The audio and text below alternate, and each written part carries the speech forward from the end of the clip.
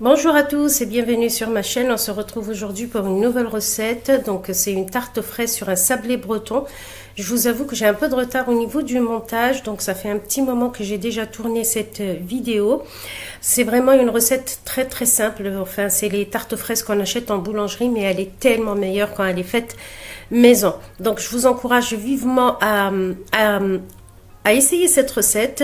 La tarte se déguste toute seule, il n'y a pas besoin de casser sa fourchette. C'est vraiment hyper bon et le biscuit breton il est hyper moelleux. En tout cas moi j'adore cette recette. Simplement là pour cette fois-ci j'ai eu de grosses fraises. J'avais l'intention de faire un fraisier, finalement j'ai fait une tarte aux fraises et j'ai eu du mal vraiment à arranger les fraises. Donc si vous faites la recette, prenez vraiment des fraises moyennes, ne faites pas comme moi, ne prenez pas de grosses fraises. Alors on commence tout de suite par le biscuit breton. Comme vous pouvez le voir, j'ai mis 3 jaunes d'œufs dans mon saladier, j'ai rajouté 120 g de sucre cristallisé, un sachet de vanille. Donc je mélange tout ça au batteur électrique. Vous pouvez le faire à la main si vous avez la flemme de prendre le batteur électrique, mais c'est vraiment plus rapide. Et donc je fais mousser tout ça pour blanchir les œufs. Et ensuite je rajoute 150 g de beurre. Donc là mon beurre il est normal. Vous voyez, j'ai rajouté une grosse pincée de fleur de sel dans mon beurre. Mais si vous préférez, vous pouvez prendre directement du beurre demi-sel.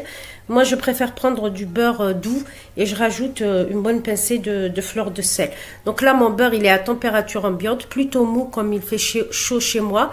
Donc pareil, toujours avec le batteur, je fais mousser tout ça jusqu'à avoir une belle pâte homogène, comme vous pouvez le voir sur l'image. C'est assez rapide, donc là, j'ai accéléré l'image. Ça prend environ 5 minutes au batteur, peut-être un peu plus si vous le faites au fouet à main. Donc là, je mélange tout bien jusqu'à ce que j'ai une pâte assez homogène. Je débarrasse les pieds de mon batteur. Donc là, j'ai rajouté un tout petit peu de beurre de sel parce que j'ai goûté, j'ai trouvé que c'était pas... pardon, de fleur de sel. J'ai goûté, j'ai trouvé que c'était pas assez salé. Comme il y a quand même 125 g de sucre. Et là, je récupère donc 200 g de farine. Là, c'est de la T45. J'ai rajouté un sachet de levure chimique. Je mélange bien et je tamise sur ma pâte. Donc là, vous voyez, j'ai tamisé pour que ça facilite le mélange et que j'ai pas de petits grumeaux de farine qui se baladent tout seul. Donc là, tout simplement, avec une maryse, je mélange tout. Donc je pétris pas, hein, comme vous pouvez le voir, je casse un petit peu la pâte avec la maryse. Il faut pas activer le gluten de la pâte. Donc là c'est pareil, j'ai accéléré un petit peu pour la vidéo. Une fois que c'est fait, j'ai préparé un film plastique, du papier, enfin du film micro-ondable, et je mets ma pâte. Elle est très collante, donc je vous déconseille de la toucher avec vos mains. Utilisez des ustensiles comme moi, un couteau pour racler la spatule. Je filme et je laisse environ 1 heure au réfrigérateur pour que la pâte durcisse. Donc vous allez voir, elle sera un peu dure quand on va la sortir du frigo, puisqu'il y a quand même 125 g de beurre dedans.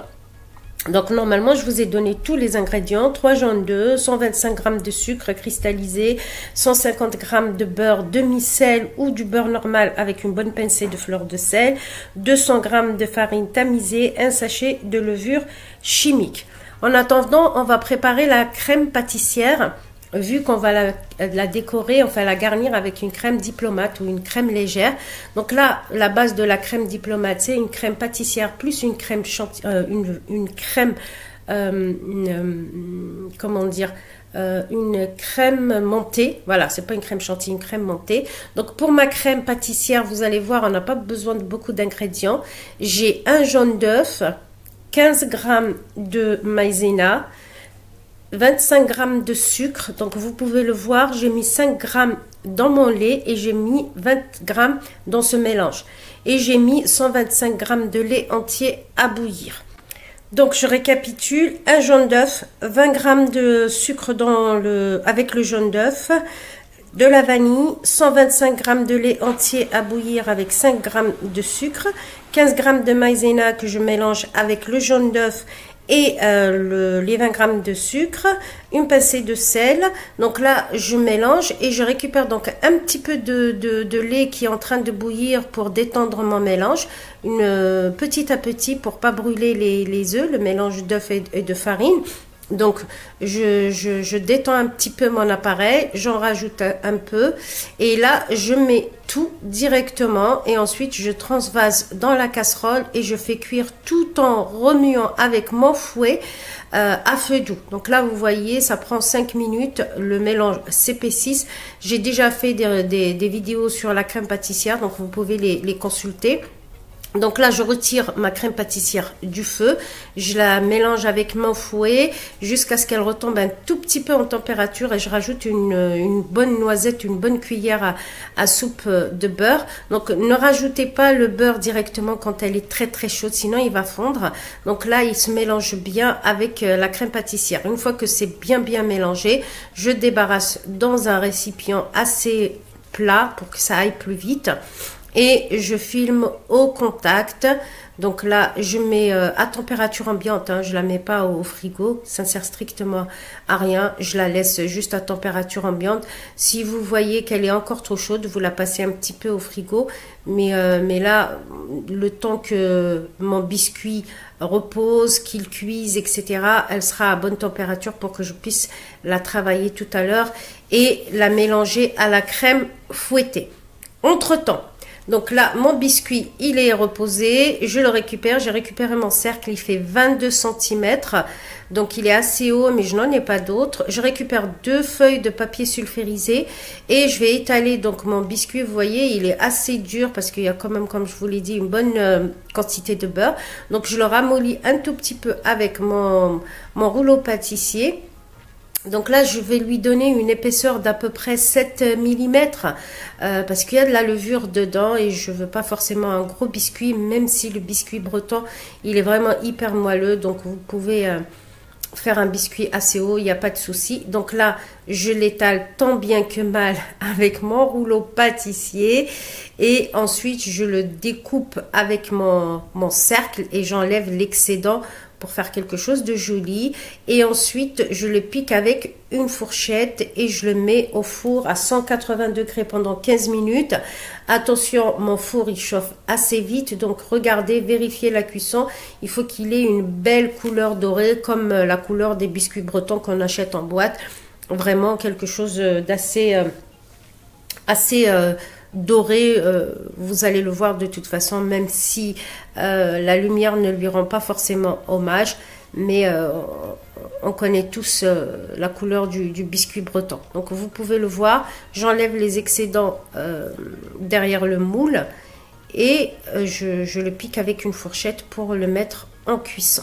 Le reste de la pâte, vous pouvez faire un palais breton normal.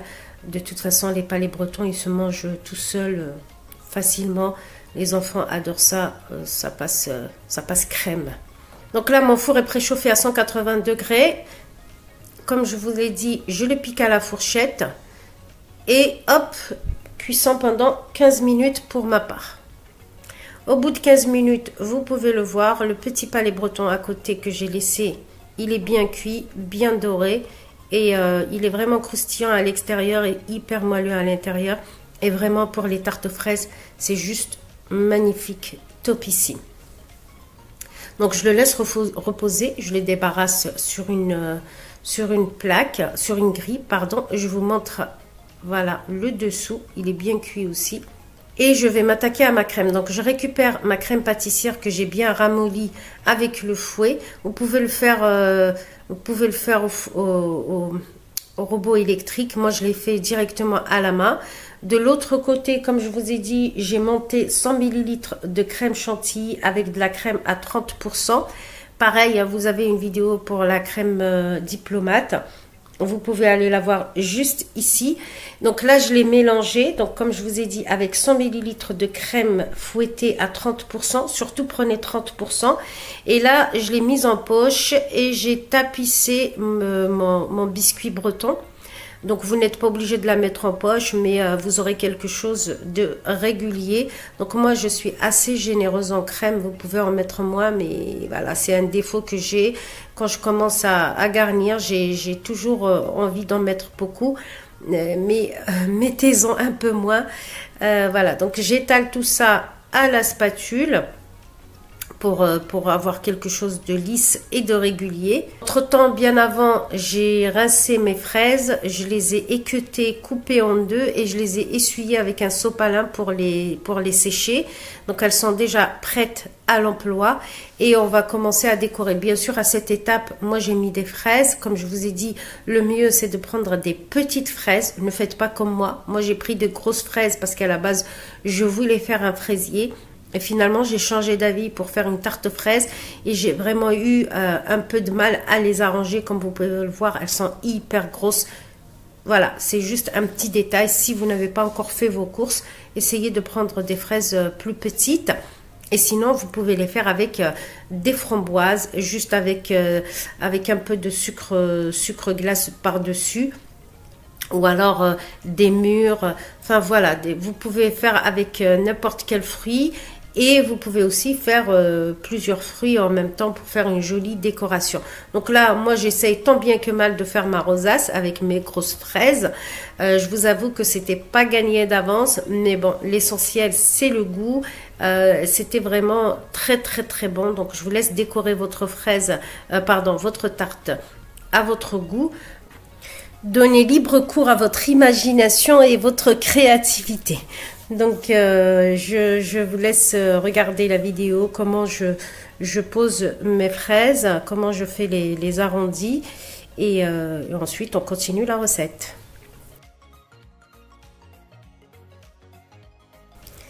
Et voilà, j'ai terminé ma rosace tant bien que mal. Alors, c'est pas tout à fait le rendu que je voulais. Mais comme je vous ai dit, compte tenu de la grosseur des fraises, j'ai vraiment eu du mal à les arranger. Mais voilà, c'est fait et c'était très bon. Donc là, je récupère mon nappage. Donc là, c'est du nappage maison. Si vous n'en avez pas, vous pouvez utiliser de la confiture d'abricot que vous faites chauffer un tout petit peu. L'idée, c'est vraiment de protéger les fraises, de leur donner de la brillance et surtout augmenter la longévité de votre tarte. Par contre, si vous prenez des framboises, ne mettez pas de la gelée dessus. Mettez plutôt du sucre glace. Voilà. Je trouve que le sucre glace va mieux avec les framboises. Ensuite, j'ai mis des pistaches concassées. Les framboises, les fraises et les pistaches, ça marche très bien. Et puis, c'est plus joli pour la déco. Et surtout, avoir un peu de croquant en bouche. Voilà le résultat final. Le biscuit, il était vraiment hyper moelleux. Les fraises, même si elles étaient grosses, elles étaient quand même très bonnes, sucrées. Franchement, au goût, elles étaient parfaites. La crème hyper légère, pas trop sucrée. Donc j'espère que vous allez essayer cette recette. Vous mettrez vos commentaires, ce que vous en avez pensé dans les commentaires. Si vous n'êtes pas encore abonné à ma chaîne, ben, j'ai envie de vous dire qu'est-ce que vous attendez. D'autres vidéos suivront. Il ne me reste plus qu'à vous souhaiter un bon appétit et je vous retrouve dans une prochaine recette. À bientôt.